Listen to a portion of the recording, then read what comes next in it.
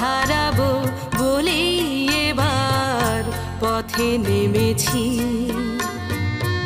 সোজা পথের ধাঁধায় আমি অনেক ধেঁধেছি।